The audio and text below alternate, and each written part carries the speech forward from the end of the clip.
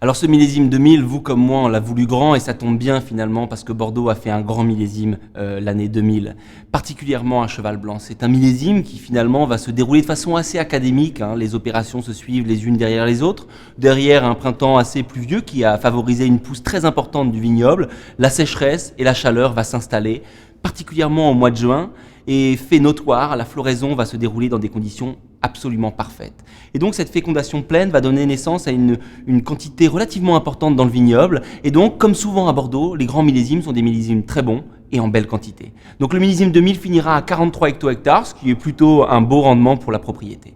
Le mois de juillet et d'août qui vont se succéder assez chauds et assez secs vont permettre à nos merlots d'atteindre une maturité parfaite, une plénitude, une rondeur, une sucrosité, une facette fruit noir qui est très charmante. Et puis nos Cabernet Francs qu'on va attendre un petit peu plus dans leur retranchement pour leur donner de l'équilibre, de la fraîcheur, de la longueur, vont permettre finalement, une fois qu'ils seront assemblés, de donner un vin assez complet qui joue un petit peu sur les deux tableaux.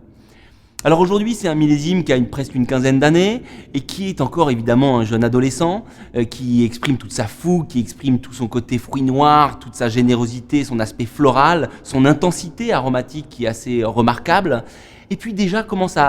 arriver doucement derrière ce nez très charmeur des notes d'évolution, des notes de cèdre, des notes de tabac, des notes de mousse, des notes de sous-bois, qui petit à petit vont complexifier un petit peu le bouquet de Cheval Blanc, lui donner toute sa race, lui donner toute sa complexité finalement, lui donner son aspect plein et complet, ce pourquoi on attend finalement ces grands vins pendant des années dans nos caves.